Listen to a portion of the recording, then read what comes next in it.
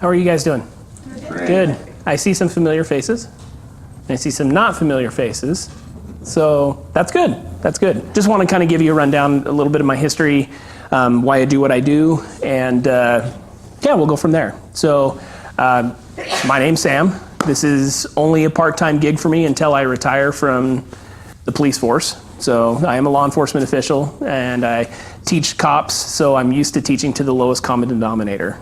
So I'll speak very monosyllabically, short syllables, single syllables, plant good, you know, things like that. Chemical bad, okay? We'll talk like that, because that's how I'm used to teaching. And I was out on the shooting range teaching all today, so if my head gets really red, it's probably because I got too much sun. So the reason I do this, and the reason why I decided when I got promoted to detective to go back to school and go for this type of stuff, was my father was a career forest ranger with the United States Forest Service. And I was kind of the tail end of my family, and I was an accident. We'll just say it. We'll call it what it is. And so I palled around with my dad in the forest, and he was always telling me what I could eat and what I couldn't, and what they were used for, you know, and as far as his knowledge was concerned. And that really focused around mostly like edibles and a few traditional medicinals of the local natives, you know, things like that. And it was just always a passion of mine. I kind of prided myself in scouts when I grew up a little older. I was kind of that kid that could just go out, and the wilderness survival merit badge was not a problem for me. I always had a full belly, and I knew what to eat, and I knew where to find the cool berries and all that kind of stuff. You know, so it was fun, and it was always a passion of mine. So one thing that I experienced when I was first born, like I have a memory of it, but I actually do have one very hazy memory from my open heart surgery when I was 2. I have a memory of sitting on my mother's lap in a rocking chair in the hospital room and hearing the monitors, but I don't remember much. I don't remember pain. I don't remember anything like that. But I had an open heart surgery when I was 2 to correct a septal defect that I was born with. When I was 20, I was planning on going into the Marine Corps, and they did a full heart workup, and lo and behold, I needed to have it redone. So I've had 2 open heart surgeries. I've had my heart cut out of my chest and sat on my shoulder, split open, done that whole thing twice, right? I don't have any restrictions. I don't take any medications. Well, pharmaceutical medications, I guess you could say. And I live a healthy lifestyle, and I think that's what's kept me in the shape that I am, okay? People look at me, I run 12K, you know, trail races, things like that, you know, rest techniques instructor, you know, do all that type of stuff, and I don't have any restrictions. As a matter of fact, the cardiologist okayed me, so I get to go to taser instructor school. I get to get shocked. That's gonna be fun, all right? Because I've already been shocked, so I can carry it, and it's horrible. It's I'd rather get sprayed in the face 10 times with pepper spray than tasered. So anyway, because it's medicinal, it's cayenne, right? Okay, so, and just taking it by osmosis instead of ingestion. So, yeah,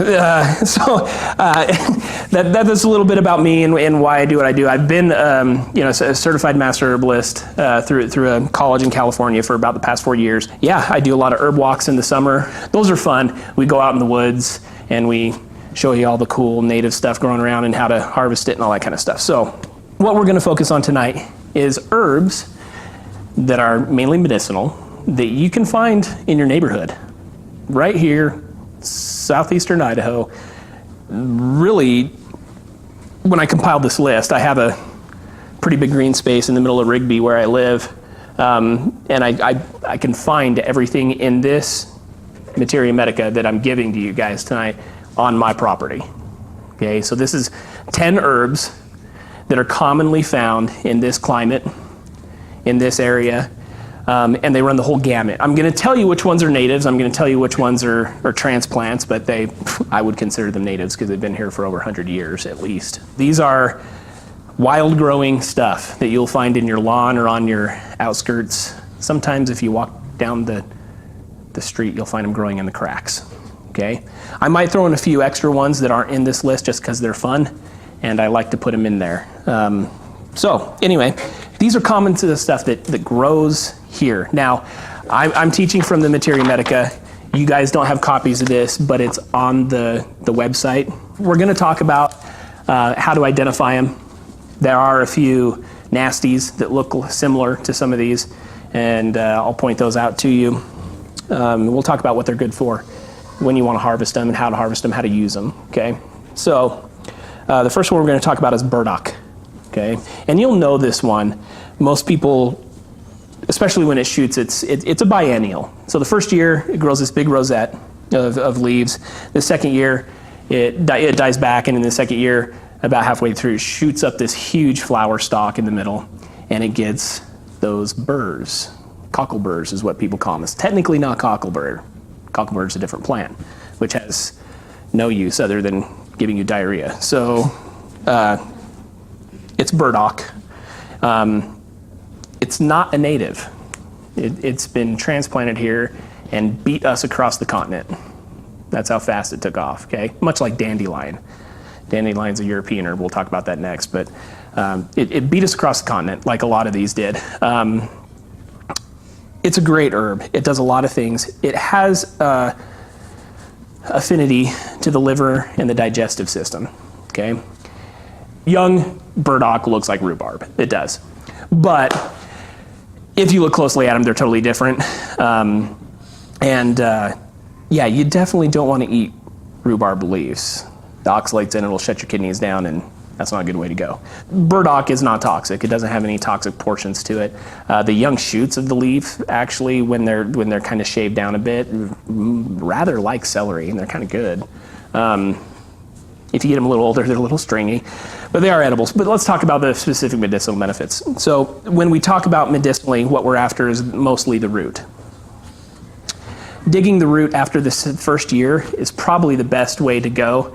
But it's good sometimes to wait for the second year, especially if you're not sure if it's rhubarb or not, okay? Because on the second year, you can identify it specifically by its biennial shoot and its burrs, okay? But if you're comfortable with your identification of it, it's best to dig that root at the end of the second year, or sorry, end of the first year.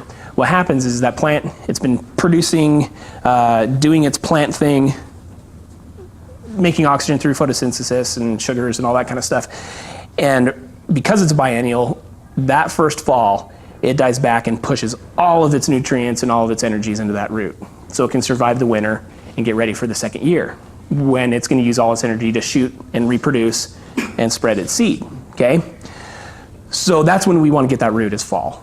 And we want to dig that root out, want to make sure it's clean, and we want to dry it out, save it for later, whatever, okay? I'm a big fan of keeping things simpler. That's why my company's name is Simpler, okay?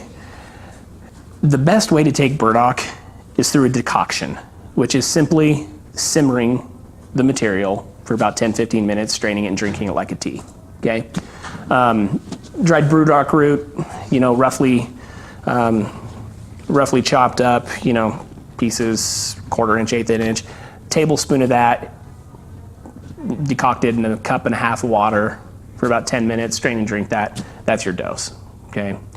2-3 times a day. Burdock's extremely mild. It's very non-toxic. You could probably up that to 5 times a day and still not have any types of problems. The only problem you would have is maybe a flushing problem, and I don't mean like a niacin flush problem. I mean like an intestinal flush problem. But that's part of why it works, and that's part of its medicinal quality, is it gets your liver and your digestion moving. It has a slight cathartic function to it. So it gets those things moving, it flushes the bile, induces the gallbladder to get that old bile out, and really generally moves the whole body to a state of integrated health and tone through that system, okay?